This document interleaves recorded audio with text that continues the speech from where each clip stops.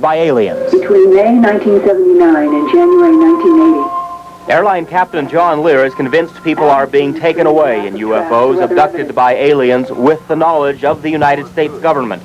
Before he'd speak with us, Captain Lear insisted we review 5 hours of documentaries on videotape and read through countless pages of his own research. But the fact is, our government has been doing business with these little gray extraterrestrials for about 20 years. According to Lear, the government made a deal in the 60s. The United States would get advanced weapons technology. In exchange, the aliens could experiment with humans. Perhaps far-fetched, but the Air Force will neither confirm nor deny that aliens are at work in Nevada.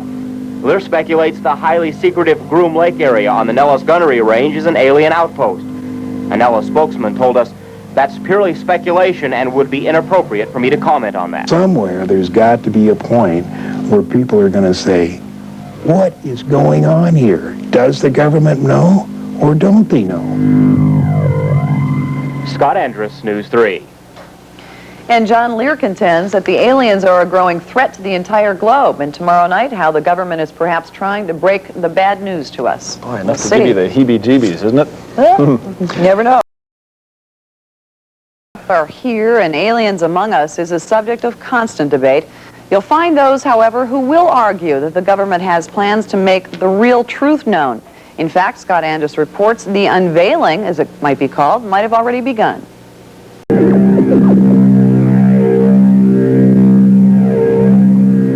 you think, like, the leaders of the world are afraid of the UFOs or the men from outer space? Have you ever talked to an alien or actually felt one? How can you speak to other aliens from different planets? To these fourth graders, UFOs do exist. Their questions are, does the government know? And when will the aliens go public? Airline Captain John Lear suspects the government has known since at least 1947, when a UFO supposedly crashed and was recovered in New Mexico. A lot of people like to say UFOs don't exist. And the reason is because the government thought that you might be frightened. But Captain Lear suggests that what the extraterrestrials are up to is much more horrifying than snatching bodies. Inside the European science journal Nature is this picture of a human chromosome. Attached is what scientists suspect could be a computer chip. But put there by whom? There are certain aspects of this thing which are very frightening, and it's probably best not to get into specifics. You know, who knows what is the truth? Scott Andrus, News 3. And now for those of you who are perhaps a little more curious now about UFOs than ever before, the following seminar might be of interest to you. Next Thursday, Airline Captain John Lear will discuss UFOs at the Spring Valley Library, 4280 South Jones. The seminar gets underway at 7 o'clock. I imagine a good crowd will be there. And angry words were flying tonight at a UFO seminar at the Spring Valley Library as it wound up turning hundreds away. Deborah Breda was there and brings us this report. Like the people drawn to the mountain in Close Encounters of the Third Kind, they came to the UFO seminar in droves, only moments later to be turned away. There's not a single person in here. It's completely full. Let me take a look. I'll walk out. Let me take a look, I said. You're a real polite guy. Usually our programs draw about 80 people. Right now inside there's about 350. All right. In total, how many came? Over 700 in that area. I'm disturbed because I've really looked forward. You know, all week long I've waited for this. I'm a believer. As the disappointed dozens headed back to their cars, those who managed to get a seat listened intensely as UFO expert John Lear spoke of various life forms, of the many sightings, and of those who have pondered whether UFOs may exist. Here's astronaut Gordon Cooper. I believe that these extraterrestrial vehicles and their crews are advancing visiting this planet from other planets. I've observed many of them on many of my flights. I thought it was informative. Something always told me, you know, inside, instinctually, that, you know, it's probably very possible. Creatures from another planet being held, 600 of them, in underground laboratories. Flying spacecraft that have been captured, and the United States is attempting to fly them. As I say, he is either doing this tongue-in-cheek as a joke, or he's completely insane. While his theories may be hard to swallow, Lear always attracts a crowd. And for the crowd that was turned away tonight, there will be another lecture here in July. Deborah Breda, News 3, Nightside. Covering up the existence of visitors from other planets. He says it's about time somebody tells the truth about the objects hovering up in the sky. Jaime Garza has the story. For years, people have claimed to have spotted and photographed spaceships hovering over the land, only for the federal government to write off the sightings as figments of our imagination. UFO researcher John Lear says it's all part of a cover-up, that beings from other planets have lived here for at least 25,000 years. They've been here much longer than that, and it's time that the public should be told. Lear told more than 400 people at the Spring Valley Library that the government is keeping quiet because it feels the public can't handle the truth. He says top-secret documents from as far back as President Eisenhower prove that. Lear says the government struck a deal with these extraterrestrials. In exchange for advanced technology, the U.S. would remain tight-lipped about sightings and abductions. We carried out our end of the bargain, and we were double-crossed. We were double-crossed and became apparent to us in 1983. According to Lear, these aliens have abducted humans in close encounters. But do Las Vegans buy these new revelations? Well, I believe that most everyone thinks that it's possible.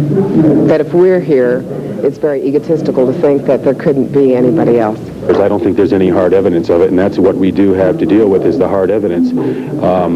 Rationally thinking, I totally reject it. You have to come to a conclusion that some of it has to be real. All of us can't be dreaming the same thing or having the same nightmare. Are there aliens living on our planet? If so, why are they so hidden? And what are their plans? Fact or fantasy? Those are questions nobody can agree on, at least for now. Jaime Garza, Eyewitness News 8. 1947, an experimental weather balloon is what fell to Earth near Roswell, New Mexico. UFO researchers call that a lie. Certain in their own minds, an alien spacecraft crashed there. Scott Andrus reports that now, 41 years later, UFO enthusiasts are working to prove themselves right. 3, 2, 1. 0 time.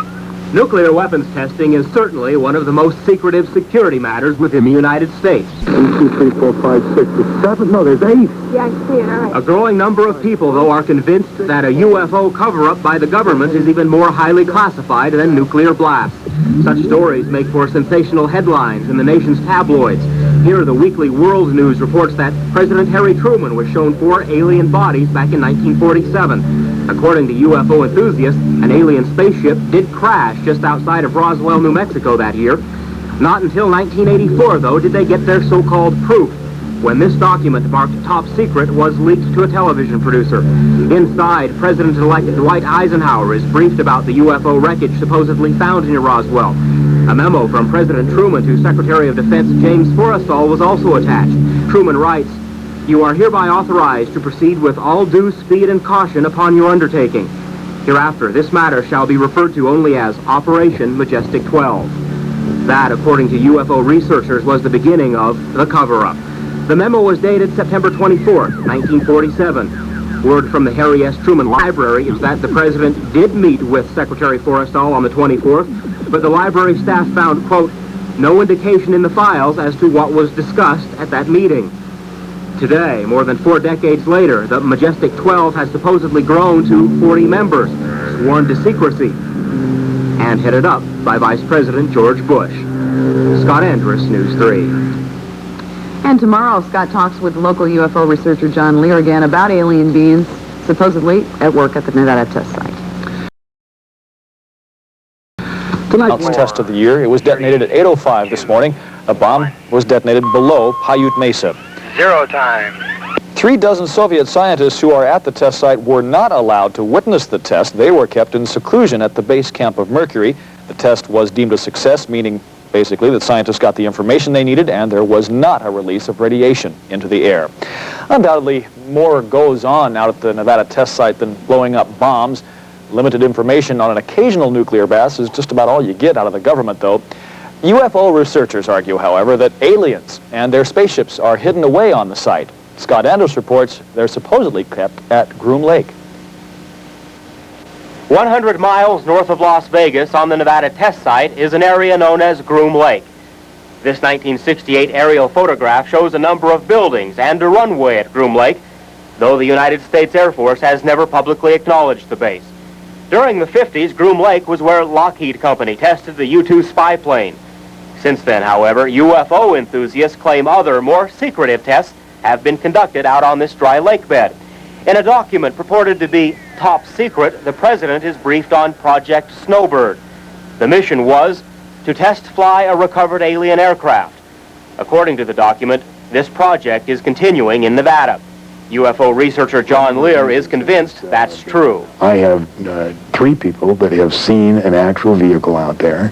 Obviously, I can't tell you their names, but they are known to me. They've seen the vehicle out there. News 3 contacted the United States Department of Energy about this. The response was, quote, there are no aliens, there are no alien crafts at the test site. We then called a spokesman at Nellis Air Force Base who told us, quote, we're not going to comment on that. There are none. We have nothing of that sort associated with either Nellis Air Force Base or the Nellis Range complexes. News 3 asked, would that include the Groom Lake area? The answer, that's correct. No question the goings-on at Groom Lake are highly secretive. Perhaps a nagging curiosity causes folks to speculate that alien beings are here. Or maybe they just know more than the government lets on. Scott Andrus, News 3. And Scott adds this interesting side note. UFO researcher John Lear believes the government can no longer keep a lid on what he calls the UFO cover-up. Lear expects the truth to come out within the next 6 months. A lot of people are interested in that. You bet.